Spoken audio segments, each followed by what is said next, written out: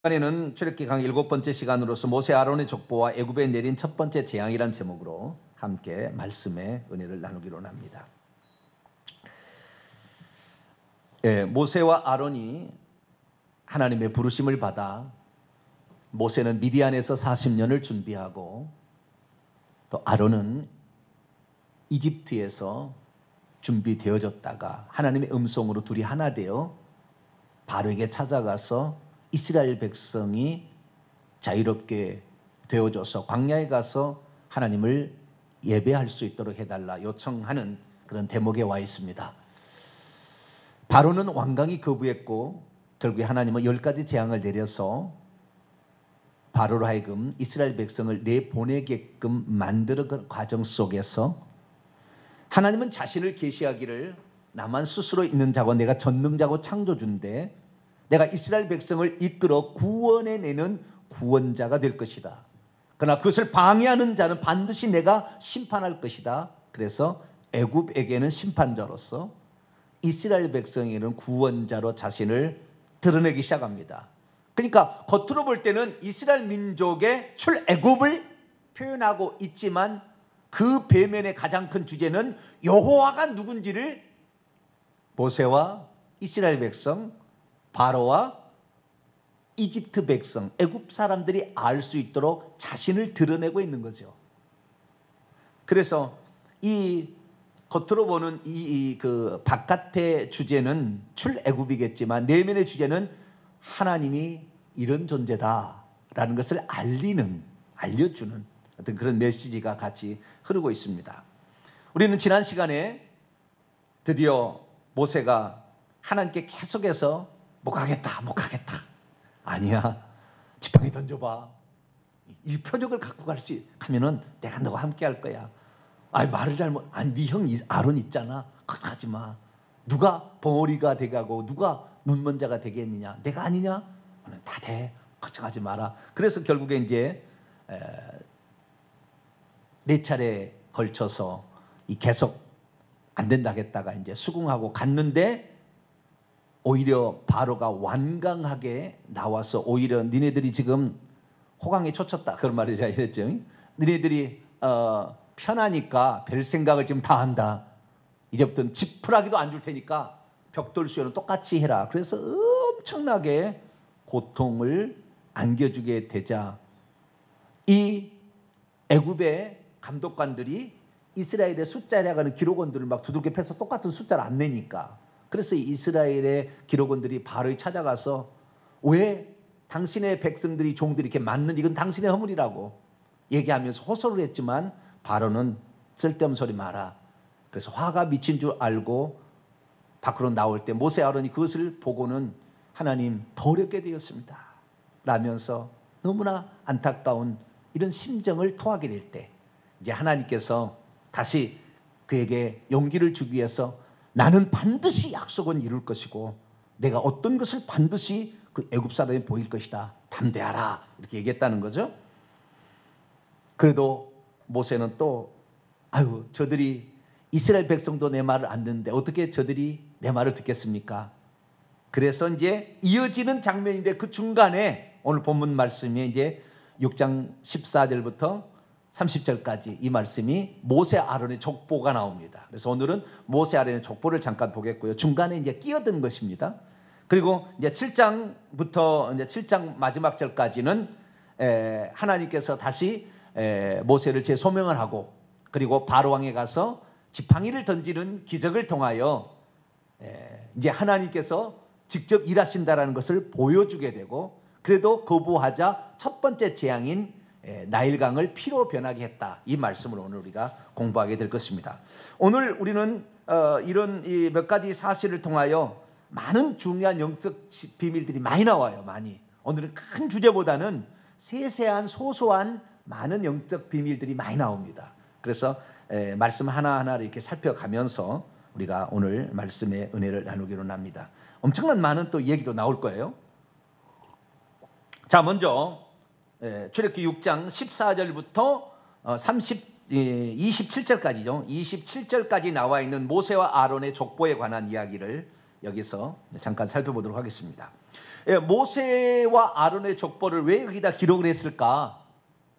바로 6장 14절에서 6장 28절로 이어져야 됩니다. 중간에 이 모세와 아론의 족보가 나올 필요가 없는 거죠. 그런데 여기에 일부러 집어넣은 거예요. 왜 집어넣었을까요? 이유가 있겠죠, 그죠? 이때 집어넣은 이유가. 그러니까 지금 이 얘기를 하는 것은 무엇 때문에 그러냐면은 이 족보에 관한 것은 몇 가지 핵심 사항이 있어요. 첫 번째 핵심 사항, 이 족보를 왜 집어넣느냐 이거죠. 왜 여기다가 써넣느냐? 그것은 모세와 아론의 이야기, 이 이야기는 실제 역사에서 일어난 이야기고, 가공의 상상의 인물을 가공해서 소설을 쓴 게 아니라 실제 있었던 역사적인 인물들의 이야기임을 족보를 공개해 줌으로 말미암아 그때 당시에 존재했던 사람들이 경험했던 사실이다, 이것을 밝힘으로 하나님께서 말씀하시는 것은 사람들에게 당신을 믿게 하기 위해서 어떤 거짓말의 이야기를, 상상이나 신화나 가공의 인물의 이야기를 펼치는 게 아니라 실제 역사적으로 존재했던 사실들을 통하여 하나님이 일하심으로 그 일을 이루신다라는 것을 보여주는 측면이 첫 번째 있고요. 두 번째 측면은 이 족보를 얘기함으로 아브라함에게 약속했던 그 창세기 15장의 횃불 언약, 네 민족이, 아브라함에게 말하는 거잖아요. 네 민족이 타국에 가서 이방에게 400년 동안 종노를 하겠지만 때가 되면 4대 만에 다시 너희 백성을 이 땅으로 돌아오게 하겠다라는 그 약속의 말씀처럼 딱 400년 동안에 4대가 지났다는 것을 표시를 해줌으로 하나님의 약속은 반드시 지키시고 그 약속이 이렇게 진행되었다라는 것을 드러내 줌으로 독자로 하여금 하나님은 믿을 만하다, 이 사실을 제공해 주고 있는 것입니다. 그래서 오늘 이 족보 이야기가 나오는데, 족보 이야기가 세 족보 이야기는 야곱이 12아들을 낳았는데 르우벤, 시므온, 레위라는 유다, 이렇게 해서 쭉 12아들 베냐민까지 있는데요. 오늘 족보는 레위 중심의 족보만 나옵니다. 레위. 왜 그러면 레위냐? 이 레위가 아들을 낳는데 게르손, 고핫, 무랄이라는 세 명의 아들을 낳죠. 그 중에서 둘째 아들 고핫이 아므람, 이스할, 그 다음에 헤브론, 우시엘이라는 네 명의 아들을 낳습니다.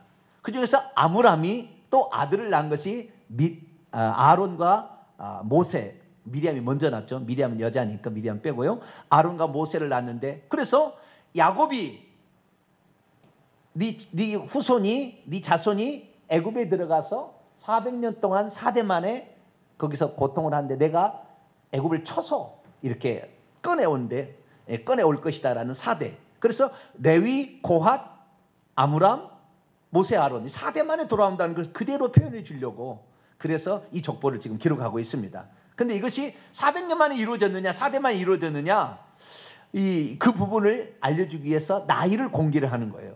그래서 레위의 나이가 137세였다. 그 다음에 고핫의 나이가 137세였고 고핫의 나이는 133세, 아브라함의 나이가 137세였다. 그리고 모세와 아론은, 모세는 120세 살았고 아론은 123세를 살잖아요. 이렇게 살았다 해서 400년이 된다는 것을 이렇게 표현을 해주고 있습니다. 그래서 이 족보는 이 레위 지파 계열의, 왜? 아론과 모세를 중심으로 어떻게 왔는가, 이 사람이 지금 출애굽의 주인공과 보조 주인공인데 이 사람들이 실제적인 사람이었다라는 사실을 보여주려고 지금 표현을 하는 거예요. 그런데 르우벤, 시므온을 잠깐 언급함으로 이 셋째 아들이었음을 표현해주고 있습니다. 이 셋째 아들이 그렇게 될 수밖에 없었던 이유를 조금 이따 더 살펴보도록 하죠. 자, 그러면 14절로 넘어갑니다. 이제 전체적인 건 제가 다 얘기했으니까 쉽게 넘어갑니다. 족보는 그들의 조상을 따라 집의 어른은 이러하니 이스라엘 장자 르우벤의 아들들은 하녹, 발루, 헤스론, 갈미니, 이들은 르우벤의 족장들이었다. 첫째 아들을 소개를 했죠. 둘째 아들은 시몬인데 시몬의 아들은 여무엘과 야민과 오핫과 야긴과 소알과 가난 여인의 아들 사울이니 이들은 시몬의 가족이다. 이제 중요합니다. 16절 레위가 중요한데 이 레위 지파에서 지금 모세, 아론이 나왔으니까 레위 아들들의 이름은 이러하니 그들의 족보대로 이러하니 게르손, 고핫, 무랄이라. 이 세 명의 아들을 낳은 거예요. 그런데 레위의 향년은 137세를 살았다. 그래서 400년이라는 것을 얘기하려고 이제 이걸 나이를 넣었어요. 나이를 세 사람만 딱 넣어놨어요. 중요한 인물만. 그래서 137세를 살았다 얘기하고요. 게르손의 아들들은 그의 가족대로 림니와 시므이요, 고핫의 아들들은 아므람과 이스라엘과 헤브론과 우시엘이요. 고핫의 나이는 133세였다. 고핫은 모세의 할아버지잖아요. 아버지는 아므람이고. 그래서 할아버지 나이도 증조 할아버지 레위의 나이까지 정확히 얘기를 짚어줍니다. 무라리의 아들들은 마흘리와 무시니 이들은 그들의 족보대로 레위의 족장들이요. 아므람은 모세의 아버지죠. 모세와 아론의 아버지 아므람은 그들의 아버지의 누이 동생인 요게벳, 그러니까 고모죠. 고모. 그때는 근친 결혼을 아직 허용할 때입니다. 아시겠죠? 그래서 대부분 근친 결혼이잖아요. 아브라함도 여동생하고 결혼했고, 배다른 여동생 같아요. 아브라함도 여동생, 사레 여동생, 내 누이 동생이라고 그러잖아요. 결혼했고, 그 다음에 이삭도 자기의 그 형의 자식들 그쪽 연결돼서 결혼을, 다 근친 상관이에요. 초창기에는 다 그렇습니다. 어떤 신앙을 보존하기 위한 어떤 그런 노력이 일환인 것 같아요. 나중에 이것은 이제 12족장으로 만든다 보다 없애버리잖아요. 그래서 율법도 없애버리지만 그랬습니다. 아버지의 누이 동생 요게벳을 아내로 맞이하였고, 그는 아론과 모세를, 미리암을 먼저 낳아. 미리암이 아마 나이가 15살이면 아론은 3살이고 모세는 1살이에요. 나이를 추정해 보면 그 정도 나이가 됩니다. 아론과 모세를 낳았으며 아므람의 나이는 137세를 살았다. 그러니까 레위가 137세, 고핫이 133세, 아므람이 137세를 살고 모세 아론이 120세, 123세를 살았으니까 400년 정도에 나왔다. 4대 만에 이렇게 딱 이제 맞아 떨어지는 거예요. 그것을 확인하는 절차에 지금 이렇게 있습니다. 자, 그러면 여기까지 봤을 때, 자, 하나님께서 아브라함에게 창세기 15장에 그 약속을 했을 때 자손 4대 만에 나온다고 그랬잖아요. 한번 거기를 잠깐 살펴보죠. 창세기 15장. 여기서 짚고 넘어가야 될 게 몇 가지가 있어요. 창세기 15장 13절에서 16절까지, 창세기 15장 13절에서 16절까지 말씀입니다. 시작. 여호와께서 아브라함에게 이르시되 너는 반드시 알라. 내 자손이 야곱이죠. 이방에서 객이 되어 그들을 섬기겠고 그들은 400년 동안 내 자신을 괴롭히리니 그들이 섬기는 나라를 내가 징벌할지며 그 후에 내 자손이 큰 재물을 이끌고 나오리라. 너는 장수하다 평안히 조상에게로 돌아가 장사될 것이요 내 자손은 4대 만에 이 땅으로 돌아오리니 이는 아모리 족속의 죄악이 아직 가득 차지 아니함이니라 하시더니, 네 번째의 세대 만에 돌아온다 그랬어요. 근데 자, 네 번째 세대를 봤을 때는 야곱이 레위까지 데리고 들어갔잖아요. 그죠? 창세기 46절에 보면은 레위가 아니라 레위 아들까지 데리고 들어갔네요. 게르손, 고핫, 무라리까지 데리고 들어갔으니까. 그래서 창세기 46장에 보면은 야곱이 70명의 가족을 데리고 들어갔는데 그의 셋째 아들인 레위와 셋째 아들인 난 게르손, 고핫, 무라리까지 데리고 들어갑니다.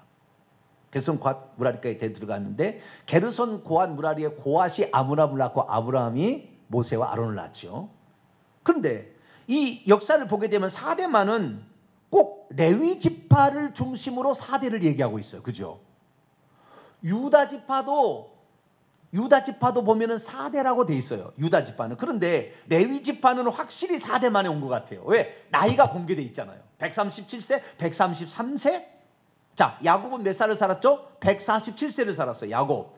레위는 137세, 고핫은 133세, 아브라함은 137세, 아론은 123세. 이렇게 해서 그 100년 정도를 살았으니까 4대만 나온 것은, 그러면 이스라엘의 역사, 우리가 마태복음 1장의 족보를 보게 되면 레위의 계통으로 족보가 쓰여집니까? 유다 지파로 쓰여집니까? 넷째 아들 유다 지파로 써진다 그 말이에요. 유다 지파도 딱 4대 만에 나와요. 자, 마태복음 1장을 봅니다.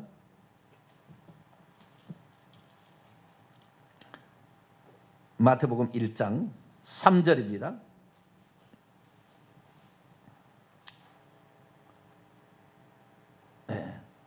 마태복음 1장 3절로 4절까지 읽어봅시다. 시작. 유다는 다말에게서 베레스와 세라를 낳고 베레스는 헤스론을 낳고 헤스론은 람을 낳고 람은 암미나답을 낳고 암미나답은 나손을 낳고 나손은 살몬을 낳고. 여기 암미나답이 나손을 낳잖아요.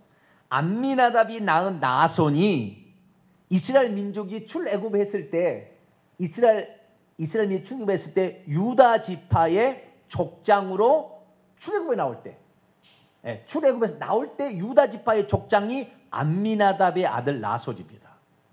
유다 지파의 족장이. 그래서 메시아의 족장이 거기에 이름이 나와요. 그런데 이 암미나답이 나손만 낳은 게 아니라 엘리세바라는 딸을 낳는데 엘리세바가 아론의 부인이에요. 아론의 부인 엘리세바가 암미나답의 딸 엘리세바가 아론과 결혼하는 거예요. 그래서 이 아론이 출애굽했을 때 그때 암미나답의 딸 엘리세바 나손이 그때 주역이었음을 유다 지파의 주역이었음을 말하고 있으니까요. 그 다음에 나손은 살몬을 낳는데 살몬은 누구죠? 살몬이 누구예요? 보아스의 아버지. 보아스 알잖아요. 보아스 기생 라합. 기생 라합이 낳은 라합이 낳은 게 아니라 보아스가 룻하고 결혼하죠. 맨날 헷갈리네. 룻하고 결혼하는데 그게 아버지가 살몬이에요. 이게 살몬은 출애굽 후에 나온 세대입니다. 그러니까 출애굽 세대까지 한다면 나손까지 되는 거죠. 그래서 나손, 그 다음에 위로 올라가면 암미나답, 그 다음에 람, 헤스론, 이 4대가 애굽에 들어가 있었어요. 그러니까 여기도 유다 지파도 4대가 있다가 나왔다 이렇게 되는 거예요. 그런데 4대만 되었을 수 있는지 아닌지는 확실히 몰라요. 아마 더 있었으리라고 추정이 됩니다. 왜 추정이 되냐고 하냐면 이 각 지파별로 대수를 했을 때 유다 지파의 대수를 하면 유다 지파는 4대만에 나오고 또한 레위 지파도 4대만에 나와요. 근데 유다 지파는 몇 살에 낳았다는 말은 없어요. 그런데 모세와 아론이 실제적인 인물이었다고 얘기를 하기 위해서 그들이 죽은 나이를 향년을 기록을 해놨다 그 말이에요. 그런데 이 역대상 이렇게 읽어보게 되면 다른 지파의 그 족보도 나와요. 그러면 예를 들어서 요셉이 애굽에 있었으나 므낫세와 에브라임이 있잖아요. 에브라임이 있는데 결국에 북이스라엘의 핵심은 에브라임 지파고 남유다의 핵심은 유다 지파가 되고 나중에. 그래서 어쩌면은 이 요셉이 장자처럼 돼 있다고요. 그래서 요셉의 아들이 원래 2명을 낳았는데 므낫세 에브라임을 낳았는데 에브라임과 거꾸로 어긋맞게 함으로 에브라임을 다 앞세웁니다. 그래서 에브라임이 장자처럼 되는 거예요. 장자가 됐는데 그 에브라임의 족보를 살펴보니까요, 몇 대가 이 애굽에 있냐면 9대가 흘러가요. 9대가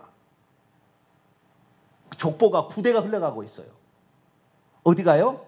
에브라임이 족보가 애굽에 있을 때 9대가 흘러간다고 나와요. 족보를 살펴보게 되면. 그러니까 이 성경에 기록된 이 성경이 어쩌면 어떤 지파는 더 많이 확장될 수도 있고 어떤 데는 더 적게 될 수도 있으나 하나님께서 레위 지파, 유다 지파는 이제 그 메시아 조상을 기록하려고 돼 있지만 이쪽 그 레위 지파를 굳이 족보에 넣어서 400년 만에 4대 만에 나왔다고 얘기한 것은 레위 지파가 첫째 아들도 아니잖아요. 셋째 아들이다 그 말이에요. 그리고 셋째 아들인데 이 창세기 34장 읽어보게 되면 야곱이 이 11아들에다가 디나를 데리고 오다가 히위족 속 하몰의 아들 세겜에게 자기의 딸 디나가 강간당하는 사건이 나와요. 그래가지고 자기의 그 오빠들인 시므온과 레위 2명입니다. 시므온과 레위가 화가 나가지고 우리하고 결혼하자 해놓고는 할례를 받으면서 다 죽여버려요. 다 죽여버리는. 그래서 그 가나안 사람들이 떼거지로 와서 야곱의 이 사람들을 죽이려고 했는데 하나님이 방어해줘서 죽이지 못하게 하는 장면이 나옵니다. 그때 이 야곱이 그 사실을 알았기 때문에 창세기 49장에 가면 야곱이 12아들을 데려다 놓고 장래 미래의 축복 선언을 해줍니다. 유벤부터 쭉쭉쭉쭉. 그런데 시므온과 레위가 축복 선언이 아니라 저주 선언을 해줘요. 그때 저주 선언. 자, 창세기 49장을 볼까요?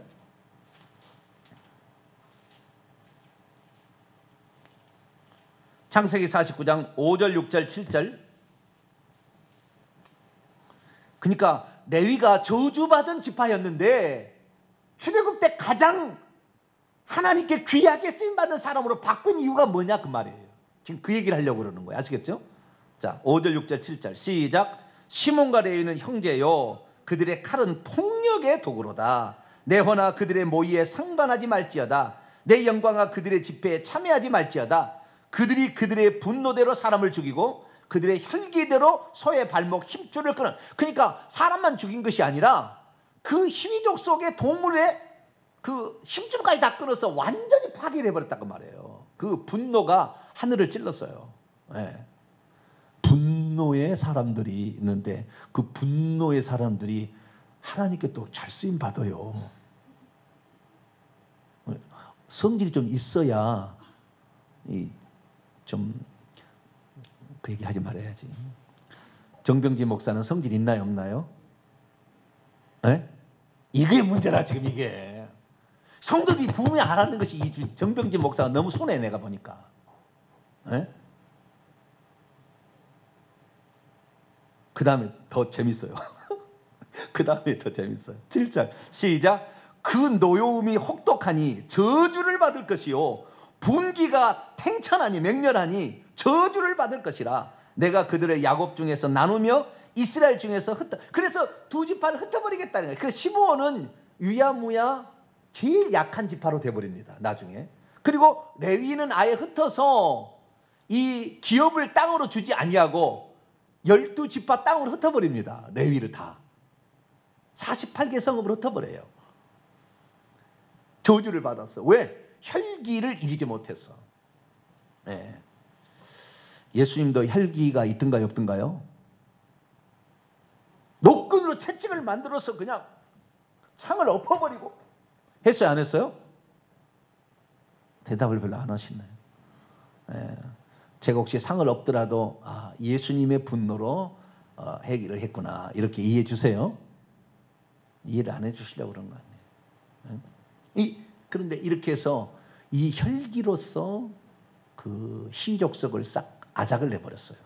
그러자 하나님께 이 야곱이 너희들은 저주를 받을 것이고 흩어져서 살아라 그랬는데 이 레위 지파가 출애굽 때에 혁혁한 공을 세우고 아브라함의 그 약속이 레위 지파 사디로 이루어졌다고 족보의 기록에 넣는다고 말이에요.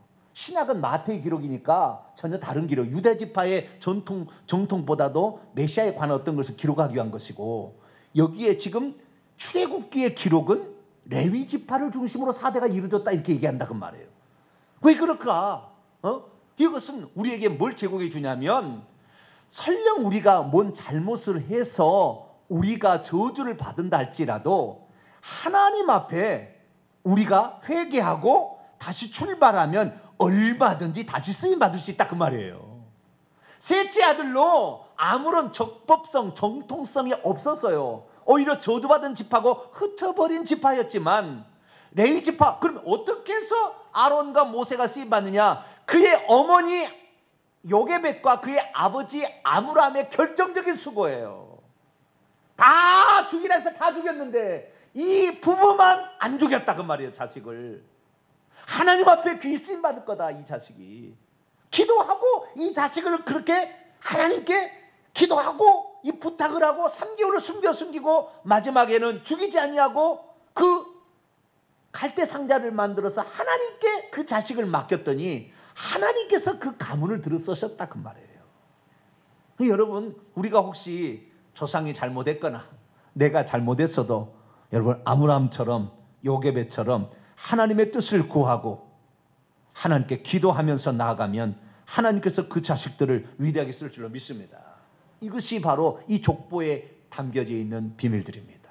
그래서 레위 지파가 비록 그런 저주받은 지파였지만 아므람의 그 결단, 그 아비의 그 결심, 죽으면 죽으리라는 그 결심이 자기 자식들을 귀하게 쓰임받게 만드는 요인이 되었다.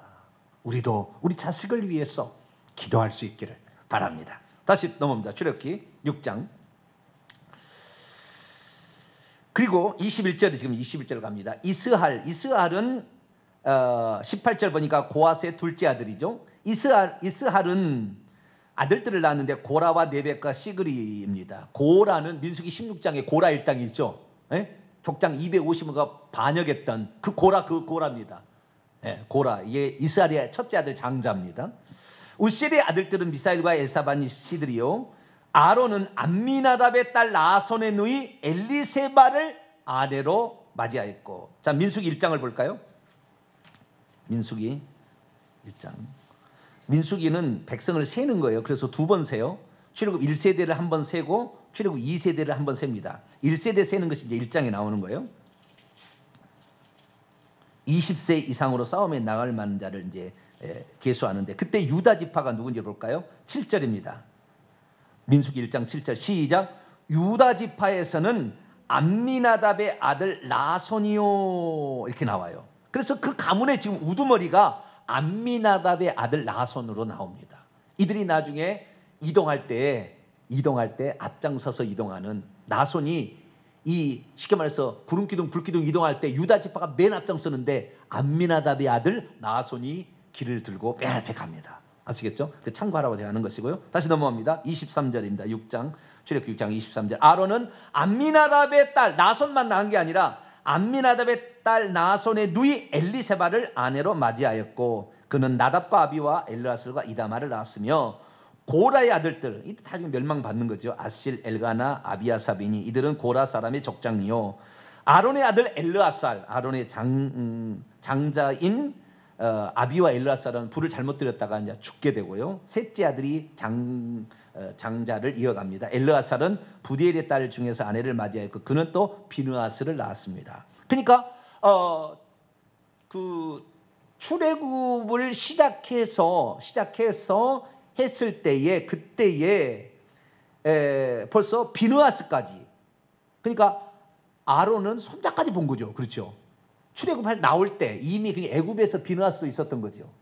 나와가지고 이 비느하스가 이제 민수기 가게 되면 비느하스가 아니라 엘르아살이 아론의 대를 이어서 제상이 되고, 비느하스는 사사기 시대 가면 그때 이제 엘르아살의 대를 이어서 또 대제사장이 됩니다.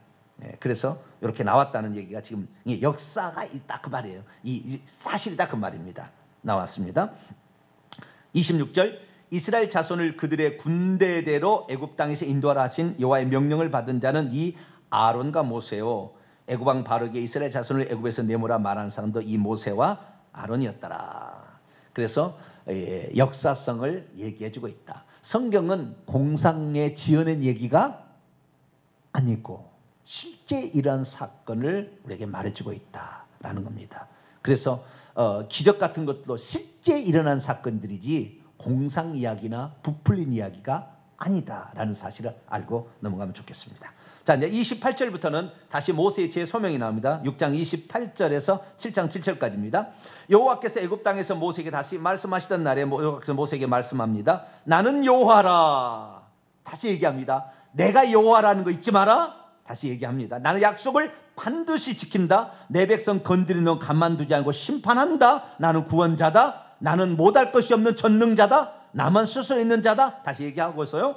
내가 네게 이르는 말을 너는 반드시 애굽 왕 바로에게 다 말해라. 모세가 여호와께 아뢰되 나는 입술이 둔한 자이오니 바로가 어찌 내 말을 또 들을까. 7번째 또 안 된다고 또 하는 거예요. 여러분, 모세가 이렇게 한 것은 모세가 하나님을 잘 믿었어요? 안 믿은 거예요? 네? 모세가 하나님을 잘 못 믿었다 그 말이에요. 그렇게 못 믿어요. 인간 다 똑같은 거예요. 모세라고 특별한 사람이 아니고 다 똑같이 우리가 똑같은 사람인데, 하나님께서 그의 어머니의 아버지의 기도로 말미암아 그를 특별히 준비시켜서 하는 거예요. 그러니까 한번 하나님께 선택받은 사람은 좌우로 우로 치우치지 말아야 돼요. 어차피 하나님이 그걸 만들어서 써요. 네? 아시겠죠? 만들어 쓰는 거지 도망친다고 될 일이 아니에요. 네. 하나님 앞에 충성하는 게 좋아요. 여호와께서 모세에게 7장입니다. 이르시되 볼지어다 내가 너를 바로에게 신같이 되게 하였은즉, 같이란 말이 없어요. 내가 너를 바로에게 신이 되게 할 것이다. 또한 내 형 아론은 내 대언자 대신 말하는 존재가 될 것이다. 내가 내게 명령한 바를 너는 내 형 아론에게 말하고 그는 바로에게 말하여 그에게 이스라엘 자손을 그 땅에서 보내게 할지라. 하도 말을 못하고 입술이 둔한다, 이건 할례받지 못했다 그런 말인데요, 나는 입술이 둔한다니까 아니야. 그러면 너는 내가 너에게 말할 거야. 아론에게 말하지 않아요. 하나님은 아론에게 말한 적이 없어요. 아시겠죠? 오직 모세에게만 말합니다. 그럼 모세 너는 누구에게 말해요? 아론에게 말하고, 그러면 아론은 바로에 가서 말하라 이거예요. 그래서 사역적 구분이 있습니다. 하나님이 아론에게 말하지 않아요. 말한 적이 없어요. 하나님은 모세에게만 말합니다. 모세는 아론에게 말. 그런데 하나님께서는 이 모세와 아론을 두 사람을 애굽에 출애굽하는데, 애굽에서 출애굽하는데 1등 공신이라고 표시한 것은 하나님께서 아론에게 한 번도 말하지 않았다고 해서 아론 쓸모없는 존재가 아니라는 거예요. 사역적 구분이 있다 그 말이에요. 아시겠죠? 그런데 나중에 보게 되지만 이 아론이 자기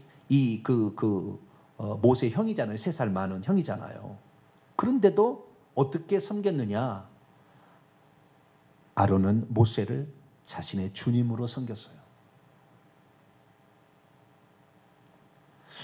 삶에 보게 되면 가족의 안배도 좀 있는 것 같아요. 하나님이 쓰실 때 어떤 가족을 써요. 하나만 쓴 게 아니라 가족을, 모세와 아론 쓰듯이 신약에 들어와서는 베드로와 안드레, 야고보와 요한 그렇게 쓰듯이 어떤 가족적인 안배가 있는 것도 있어요. 아시겠죠? 근데 그런 안배는 하나님께서 필요해서 딱 붙여준 거예요. 필요해서. 아주 신약에 재미난 이야기들이 많이 있습니다. 오늘 그 얘기 아니니까. 가족적인 안배가 있는데, 그런데 하나님께서 들어쓴 사람은 어떻게 해요? 직접적인 것은 모세예요. 하나님이 이스라엘 백성의 지도자로 모세를 썼는데 그 모세에 대해서 아론은 비록 자기가 육신적으로 형이었지만 주님이라고 칭하면서 그를 따라가게 되는 것을 보게 됩니다. 그래서 그 예를 들게 보면 출애굽기 32장을 볼까요?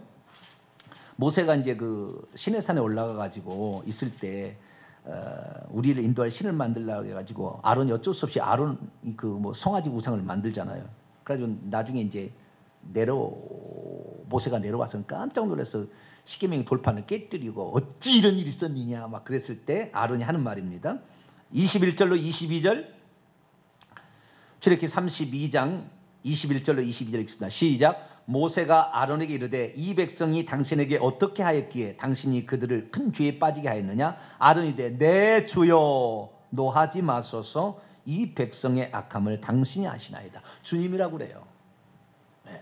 영도자를 비록 육신으로 형이었지만 하나님의 질서를 잘 지키는 모습을 보게 됩니다. 그래서 하나님께서 아론을 끝까지 쓰고 가장 중요한 영적인 대제사장으로 쓰시는 거예요. 아시겠죠? 지도자로서는 모세를 쓰지만 제사 이 부분에는 아론을 대제사장으로 하나님 쓰시는 겁니다. 그래서 자신의 위치를 잘 감당하는 또 아론의 모습을 보게 됩니다. 이것이 하나님의 질서다라는 것입니다. 3절입니다. 7장 3절. 내가 바로의 마음을 완악하게 하고 내 표징과 내 이적을 애굽 땅에서 많이 행할 것이나 바로가 너의 말을 듣지 아니할 터인즉 내가 내 손을 애굽에 뻗쳐 여러 큰 심판을 내리고 내 군대 내 백성 이스라엘 자손을 그 땅에서 인도하여 낼지라. 내가 내 손을 애굽 위에 펴서 이스라엘 자손을 그 땅에서 인도하여 낼 때에야 애굽 사람이 나는 여호와인 줄 알리라 하시매 모세와 아론이 여호와께서 자기들에게 명령하신 대로 다 행했는데 이때 말할 때 모세는 80세 아론은 83세였다. 자, 애굽 사람이 나를 여호와인 줄 알리라. 이 중요한 부분을 이제 얘기를 나누도록 합니다. 하나님을 알아야 될 대상이 모세도 알아야 돼요. 모세가 맨날 모르니까 하나님이 늘 설명해 줘. 나는 여호와야. 여호와라는 거 이런 뜻이야. 나는 이렇게 할 거야. 나 이런 약속을 지킨다. 그런데 앞으로 되어질 일 바로가 안 보내줄 거다. 그러나 늘 절대 두려워하지 마라. 내가 강한 손과 편팔로 칠 거다. 그들의 애굽의 신들을 칠 것이고 애굽 군대를 쳐서 그래야 비로소 내 눈에 나중에는 은근 폐물을 주어서 보낸다. 계속 예고를 해줘야 하나님께서. 그럼 모세를 하나님이 잘 믿었다는 얘기예요? 안 믿었다는 얘기예요? 잘 생각해 보시라고요. 저놈이 안 믿으려고 하니까 얼마나 그 얘기를 한 번만 얘기하는 게 아니야. 수시로 하나님이 얘기해 주는 거예요. 여러분, 하나님 말씀을 똑같은 얘기를 수시로 들어야 머리가 박혀요. 할렐루야. 회개를 해야 천국 간다. 회개를 해야 천국 간다. 출애굽 장래 우상 숭배다. 아주 귀가 닳도록 들어야. 그래야 그거 안 하는 거지. 아시겠죠? 네? 제가 여러 번 얘기한다고 목사님 또 저런 얘기하고 자빠졌네. 그럼 돼요, 안 돼요? 안 된다 그 말이에요. 귀에 닳도록 들어야 돼. 계속 하나님은 계속 얘기하는 거예요. 왜? 잘 안 믿으니까 귀에 닳도록 얘기하는 거예요. 그래서 모세도 잘 안 믿었어요. 이스라엘 백성 믿었다면 어떻게 했겠어요? 광야로 나와서 좀 힘들다고 불평했지 않았겠어요? 애굽으로 다시 돌아가자 얘기했지 않았겠어요? 우리가 애굽에서 애굽 사람을 섬기든 낫지 않겠다고 얘기했냐? 이 광야에 대해서 왜 우리를 죽이려 하느냐? 애굽에서 고기 감아가며 돼서 떡을 먹던 것이 더 좋더라. 이 모세는 주의 종을 대표하는 것이고 이스라엘 백성은 성도들을 대표하는 건데, 성도들은 먹을 거 입을 거 마실 것만 주면은 누구를 섬기든 상관없는 것 같아요. 누구를 섬기든 상관없어. 여러분, 그랬어요. 주의 종이 확실히 중심을 잡고 가야 됩니다. 할렐루야. 이게 중요하다. 우리의 교회 생활의 목적은 천국 가나안 땅이다. 이걸 계속 얘기를 해줘야. 그런데 일반 교회는요, 1년을 다 해도 천국 설교를 못 들어봐. 지옥 설교 못 들어봅니다. 그게 가장 중요한 건데, 그것 때문에 모세를 지금 불러낸 거 아니에요? 그것 때문에 이스라엘 민족 지금 교회 생활, 광야 생활을 하게 만든 거 아니에요? 근데 그것을 얘기 안 한다 그 말이에요. 성도들이 뭘 하니까? 고기 감아, 고기 주세요, 부추, 파마를 주세요.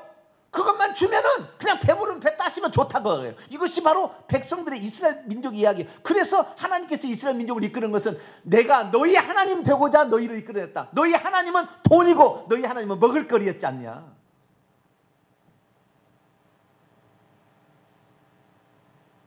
그래서 하나님을 알아야 될 존재가 굳이 바로와 애굽 사람들만이 아니었어요. 모세와 이스라엘 백성도 하나님을 알아야 되는 거예요. 그래서 오늘날 우리가 교회에 나와서 하나 예수님 믿었으면 됐지 뭔 설교를 또 들을 필요 있어? 아니에요. 자꾸 들어야 돼. 자꾸 들어야 돼. 그 주의 종이 자꾸 천국 얘기를 해야 되는 거야. 할렐루야. 그렇게 얘기해야 우리가 천국의 온갖 중심을 맞춰서 얘기하는 거예요. 그런데 제가 이렇게 얘기를 해도 자기 어머니가 아파서 돌아가시는데 안 믿어도 걱정하지 않는 사람도 있다 그 말이에요.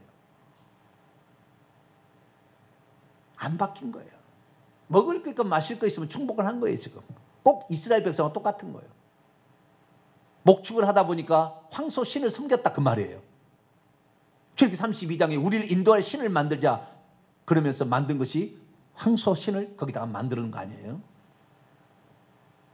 우상 숭배하고 살았어요. 하나님이 아니었어요. 명목상만 여호와가 하나님이었지 실제는 우상 섬기고 살았던 거죠. 우상 숭배하면 지옥 가는 겁니다. 예수 믿어도 우상 숭배하면 지옥 가는 거예요. 여호와 알고 있어도 우상 숭배한 사람 다 지옥 가는 거예요. 똑같은 거예요. 그래서 이 이스라엘 민족도 알아야 되는, 누구도 알아야 돼요? 이제 바로와 애굽 사람들도 알아야 돼.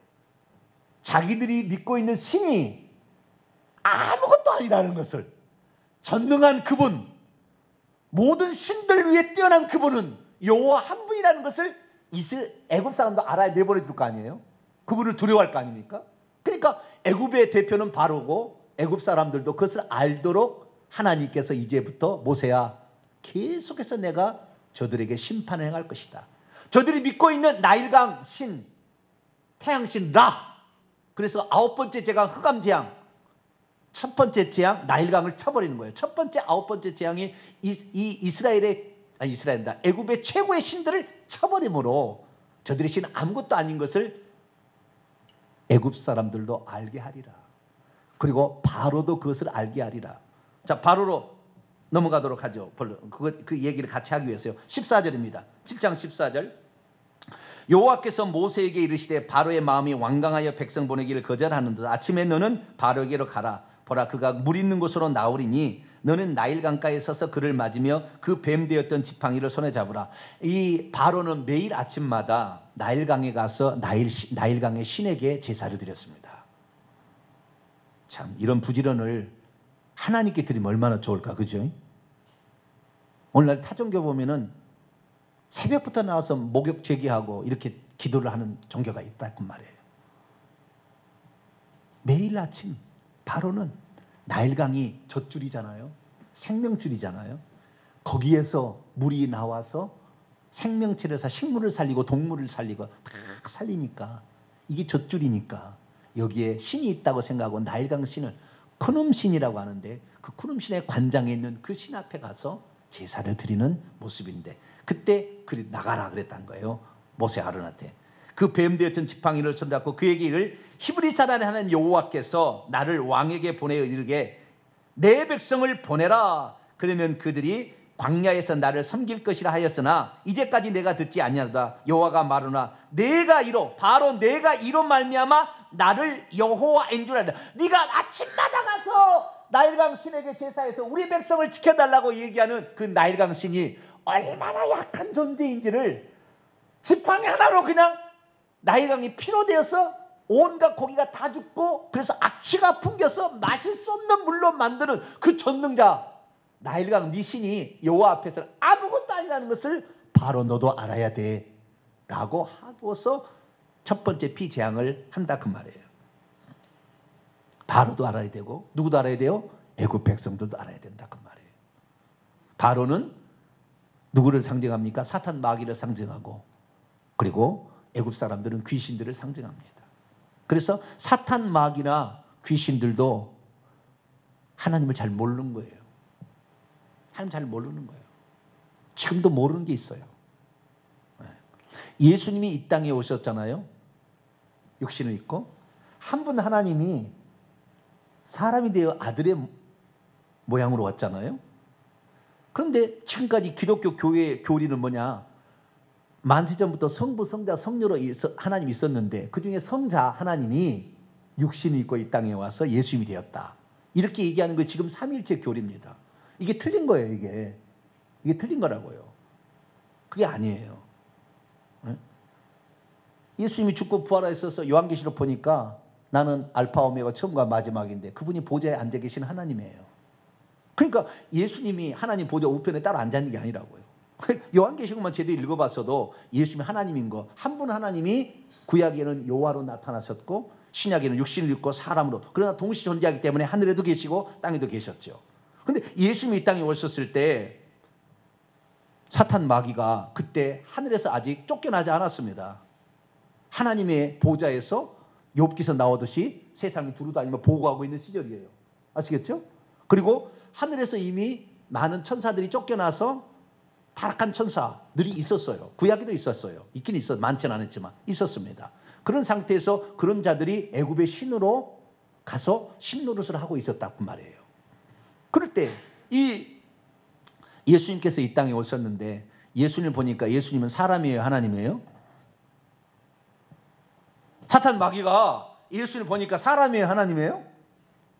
이게 분명히 사람이잖아요. 화장실도 가야 되잖아요. 먹어야 되잖아요. 사람은 사람인데 그런데 세례 요한에게 세례를 받을 때 하늘에서 음성이 들렸죠. 이는 내 사랑하는 아들이요 내 기뻐하는 자니 너희는 저의 말을 들으라.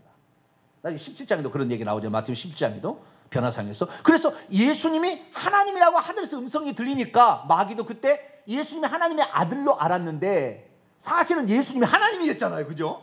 우리는 알잖아요. 이제 그 나중에 되면 예수님이 하나님이신데 그때 당시에는 하나님이라 하지 아니하고 하나님의 아들이라고 표현되었다 그 말이에요. 그래 마귀도 하나님의 아들이 어떤 존재인지 궁금했어요.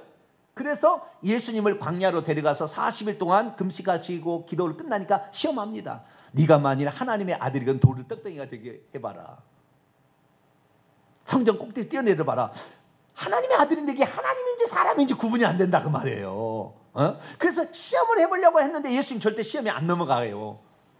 내게 절해라 그럼 다 주겠다. 그래도 예수님은 주 너의 하나님만 섬기라 했다. 이렇게 함으로 그 사단 마귀를 물리쳐서 3대0으로 이긴다 그 말이에요. 그러니까 그 마귀가 사단 마귀가 그 여호와 하나님 곁에서 구약으로 표현하면 여호와 하나님 한 분 하나님 곁에서 늘 대화를 나눴지만 지금 지상에 있는 예수 그리스도를 보고 이분이 누군지를 몰랐다 그 말이에요. 바로가 몰랐듯이 여호와가 누군지 몰랐듯이 예수님이 누군지 모르는 거예요. 귀신들 당연히 몰랐겠죠. 귀신들도 지극히 높인 하나님의 아들 예수의 하나님의 아들 정도로 알았다 그 말이에요. 하나님의 아들 정도로. 근데 오늘날 예수 믿는 사람들이 예수님을 하나님의 아들 정도로만, 귀신이 아는 수준으로 멈춰 있는 사람이 꽉 찼다 그 말이에요 지금. 그러니 귀신들한테 농락당하지. 그러니 귀신들의 공격이 그냥 무너지는 거지요. 가정이 무너지고 육체가 무너지고 다 무너지는 거예요. 왜? 귀신이 아는 수준밖에 안 된다 그 말이에요. 우리는 예수님이 하나님, 할렐루야, 그 사실을 알아야 돼요. 그러면 예수 그리스도가 성령으로 내 안에 계시는데 두려울 것이 뭐가 있어요? 놀라운 이야기죠. 그래서 이 바로나 그 다음에 애굽의 사람들도 여호와가 누군지 알지 몰라 잘. 아시겠죠? 그래서 10가지 재앙을 내리는 거예요. 애굽의 신들, 타락한 천사가 와서 애굽의 신들 역할은 그들을 쳐버리는 것입니다. 그래서 하나님이 오직 모든 피조물들의 창조주요, 만왕의 만주의 주요, 주들의 주다, 신들의 신이다 라는 사실을 보여주는 것입니다. 그런데 여기 특별한 한 사건이 있습니다. 재앙으로서 이제 그 나일강 물이 피가 되게 하는 것이 있고요. 재앙 전에 모세와 아론이 하나님의 대사임을 바로 왕에게 가서 보여주는 장면이 있어요. 그것이 8절부터 13절입니다. 8절부터 13절. 여호와께서 모세에게 아론에게 말씀하여 이릅니다. 바로가 너희에게 이르기를 너희는 이적을 보이라 하거든 너는 아론에게 말하기를 너의 지팡이, 아론의 지팡이죠, 너의 지팡이를 들어서 바로 앞에 던지라. 그것이 뱀이 되리라. 모세와 아론이 바로에 가서 여호와께서 명령하신 대로 아론이 바로와 그의 신 앞에 지팡이를 던지니 뱀이 되었습니다. 그러다 바로도 현이들과 마술사들을 데려다가 애굽의 요술사 데려다 해보라 그랬더니 그들도 마술로 그렇게 똑같이 했어요. 그런데 12절, 각 사람이 그 마술사들이 지팡이를 던지자 뱀이 되었으나 아론의 지팡이가 그들의 지팡이를 삼켜버렸습니다. 그렇지만 바로의 마음이 완악하여 그들의 말을 듣지 않았어요. 이 모세의, 그러니까 아론의 지팡이가 뱀이 되었잖아요. 그 장면을 보고 바로도 깜짝 놀랐어요. 그런데 자기 요술사 너희들은 뭐야 그랬더니 자기들도 똑같이 한 거예요. 그들 위에도 귀신들이 이미 타락한 천사가 능력 가진 것이 와서 도와준 거예요 그 순간에. 그래서 지들 지팡이도 뱀이 되게 한 거죠. 그러나 하나님께서 역사하신 거하고 지들의 창조고 피조물이 게임이 되겠습니까? 하나님과 귀신들이 한 방에 끝난 거죠. 그렇지만 자기의 부하들도 할 수 있다, 자기의 마술사들도 할 수 있다는 것에 알고는 한 번에 우리들도 있는데, 믿을 게 있는데 라고 생각이 된 거예요. 네? 사탄 마귀가 이 바로의 마음을 완악하게 더 만든 거죠. 귀신들을 통하여. 근데 여기서 특이한 사항입니다. 자, 특이한 사항이 뭐냐? 원래 하나님께서 그 모세가 안 간다고 그러니까 너 지팡이 던져보라고 그랬잖아요. 그래서 뱀이 되게 꼬리를 잡아라. 다시 또 뱀이 되는 그런 장면이 있었잖아요. 근데 여기에서는 이제 하나님께서 하던 모세가 안 된다니까 너는 아론에게 얘기하고 아론이 회개해라 이렇게 했잖아요. 그래서 아론이 그 지팡이를 던진 거예요. 이 지팡이는 아론의 지팡이예요? 모세의 지팡이예요?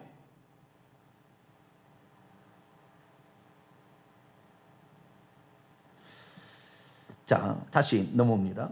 15절. 그 뱀 되었던 그 지팡이를 손에 잡으라. 여기 했잖아요. 이 뱀은 아론의 지팡이가 뱀 된 겁니까? 모세의 지팡이가 뱀 된 겁니까? 모르죠. 잘 몰라요. 알 수 없어요. 그런데 히브리어 원문을 보면 답이 나와요.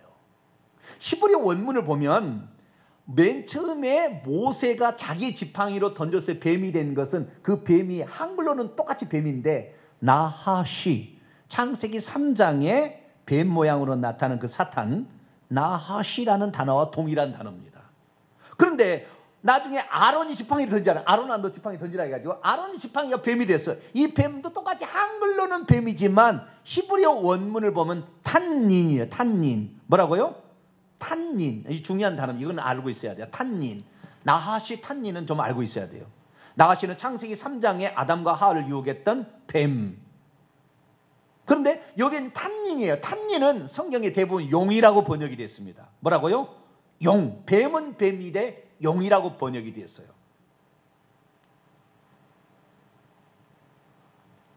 중요한 여기 중요한 게 있습니다. 얘기할 거예요. 중요한 이 뱀인데 모세에게 하나님께서 다시 그 뱀 됐던 지팡이를 가지고 나일강으로 가서 나일강을 치라고 그랬잖아요. 그 뱀 됐던 지팡이, 뱀은 낫일까요? 탄닌일까요? 낫이로 나와 있어요. 그러니까 아론이 썼던 그 지팡이가 아니라 너가 먼저 던져서 꼬리를 잡았을 때 그 뱀이 됐다 안 됐다 하는 그거예요. 그 지팡이를 가지고 가서 17절 여호와가 이같이 이르노니 내가 바로가 이와로 말미암아 나를 여호와인 줄 알자. 볼지어다 내가 내 손의 지팡이로 나일강을 치면 그것이 피로 변하리라. 이거 모세의 지팡이, 나핫이었던 그 지팡이로 나일강을 치면 피로 변하고 나일강이 고기가 짖고 악취가 난다 그래요. 그런데 19절을 보세요. 또 봐봐요. 19절 시작. 여호와께서 또 모세에게 이르시되 아론에게 명령하기를 내 지팡이를 잡고 내 팔을 애굽의 물들과 강들과 운하와 못과 모든 허수에 내밀라 하라. 그것들이 피가 되리니 애굽 땅과 나무 그릇들과 돌 그릇 안에 모두 피가 있어. 20절까지 모세와 아론이 여호와께서 명령하신 대로 행하여 그가 바로와 그의 신하의 목정에서 그의 지팡이를 들어 나일강을 치니 그 물이 다 피로 변하고. 그러면은 나일강을 결국에 실제로 쳐서 피가 나게 한 것은 아론이 지팡이였어요? 모세의 지팡이였어요? 또 아론의 지팡이죠. 그렇죠? 애굽에 가서 행하라고 맨 처음에 모세에게 얘기했던 그 모세는 나핫이었는데 실제로 했던 것은 탄닌이라는 지팡이, 이 아론 지팡이를 썼고 나일강을 물로 치라는 것은 모세의 지팡이를 쓰라 그랬는데 실제로 또 한 것은 누가 했어요? 아론이 했던 그 탄닌의 지팡이를 나일강을 쳐서 피가 되게 했다 그 말이에요. 그럼 결국에 이 두 가지 사실을 통틀어서 종합해 보면 답은 이거예요. 모세의 지팡이를 아론에게 주어서 아론이 그 일을 했을 것이라는 가정. 아니면 모세의 지팡이도 있고 아론의 지팡이도 따로 있는데 명령을 통하여 어떤 것인지 하나님 명령에 순종하면 이적을 행할 수 있다는 두 가지 가능성. 어떤 가능성이 될지를 모르겠어요. 근데 중요한 건 뭐냐? 자, 여기서 키포인트입니다. 아론의 지팡이가 결국에 바로 앞에 가서 탄닌이 뱀이 되겠다. 탄닌이 되게 했습니다. 용이 되게 한 거예요. 이 많이 찾아봐야 되는데 시간이 없어 제가 생략합니다. 성경에 엄청 많이 나와요. 탄닌이라는 단어가 용이라고 번역됩니다. 어쩔 때는 악어, 바다 괴물 이런 식으로 번역이 되지만 또 뱀이라고도 번역이 되지만 용이라고 대부분 나고 용이라고 번역을 많이 했어요. 파충류의 왕을 말하는 겁니다. 자, 그러면 하나님께서 왜 이 애굽의 10가지 재앙을 내리기 전에 먼저 지팡이의 기적을 보이게 했는가 이거예요. 그냥 재앙으로 바로 피 재앙으로 바로 갈 것이지 왜 지팡이의 기적을 먼저 보여줬는가? 그것은 뭐냐? 이 장차 되어질 나일강의 신, 푸름신, 나중에 태양신이라는 라, 수많은 예를 들어서 이제 개구리 신도 있었고요. 이 신도 있고 많은 신들이 있어요. 아시겠죠? 이런 신들이 있는데 이런 신들은 귀신들이고요. 귀신들의 우두머리는 누구예요? 사탄, 마귀, 용이에요. 용. 요한계시록 12장을 보게 되면 용, 사탄, 마귀가 귀신들의 대장이에요. 그래서 먼저 귀신들의 대장을 사로잡은 다음에 그 다음에 나머지 귀신들 부하의 신을 치는 거예요. 그래서 그 아론의 지팡이가 탄닌을 잡아먹게 한 거예요. 탄닌을. 예수님께 그랬잖아요. 먼저 강한 자를 결박하지 않고서 어찌 그 세간을 늑탈하겠느냐. 이렇게 함으로 이 모세의 지팡이가 된지 아론 지팡이 될지 둘 중에 따로 있었는지 알지 없지만 자, 어쨌든 그것은 사탄 마귀를 대신하는 이 사탄 마귀를 대신하는 것들을 먼저 제압한다라는 것을 표현해 준다 그 말이에요. 아시겠죠? 그래서 사탄 마귀를 제압한 다음에 그 다음에 애굽의 신들을 친다 그 말이에요. 그런데 이 애굽의 요술사들이 이것을 똑같이 하잖아요. 그래서 두 번째 재앙까지 개구리 재앙까지 똑같이 합니다. 애굽의 요술사들도. 그래서 바로가 거부합니다. 우리들도 행할 수 있는데 뭐 너만 하는 거야? 우리도 행할 수 있어라고 생각하는 거죠.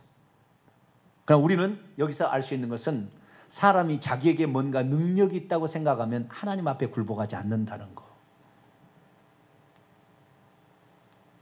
나는 아무것도 없습니다. 하나님뿐입니다. 라고 해야 하나님 앞에 두 손 든다는 거. 그리고 하나님을 전적으로 의지한다는 거. 이것을 우리가 기억을 해야 되겠습니다. 이 애굽의 요술사들이 이름이 나와요. 이것만 읽고 마치죠. 이제 디모데후서 3장 애굽의 요술사들도 나와요. 디모데후서 3장 8절. 디모데후서 3장 8절 있습니다. 시작. 얀네와 얀브레가 모세를 대적한 것 같이 그들도 진리를 대적하니 이 사람들은 그 마음이 부패한 자요 믿음에 관하여는 버림받은 자들. 얀네와 얀브레가 그 지팡이가 뱀으로 변하게 하고 나일강이 피로 변하게 하고 나중에 개구리가 올라오게 하는 재앙을 똑같이 일으켰던 그 요술사들, 요 요술사예요. 얀네와 얀브레가. 그래서 구약 성경에 얘기해 주지 않는 그 신약성에 많이 나와요. 이런 얘기가 이 사도행전에도 스데반의 설교도 많이 나오고 그러듯이 이렇게 나오는데, 어쨌든 바로가 이들이 능력이 있다는 걸 아니까 모세가 능력을 행해도 안 넘어간다 그 말이에요. 우리들이 가지고 있는 힘이 있으면 하나님께 굴복하지 않아요. 나는 아무것도 아닙니다 라고 하는 사람이 그때부터 하나님께 굴복하고 하나님을 의지하기 시작하는데, 그때부터 하나님이 역사하는 거예요. 할렐루야. 그러나 자기를 의지하는 자는 결국에 계속 그거 의지하고 거부하다가 하나님께 한 방에 죽는 거예요. 이것이 애굽의 역사입니다. 우리는 그렇구나. 처음부터 주여, 제가 가진 능력 하나님에 비하면 손에 때만 또 못한 거 자랑하지 않겠습니다. 나는 주님의 능력과 주님의 말씀을 힘입어서 일평생 살고 지금도 그렇게 살 것이고 앞으로도 그렇게 살 것이고 죽을 때까지 저는 그렇게 살다 가겠습니다. 그런 자가 되기를 간절히 바랍니다. 거룩하신 하나님 감사합니다. 오늘 성경 말씀을 통하여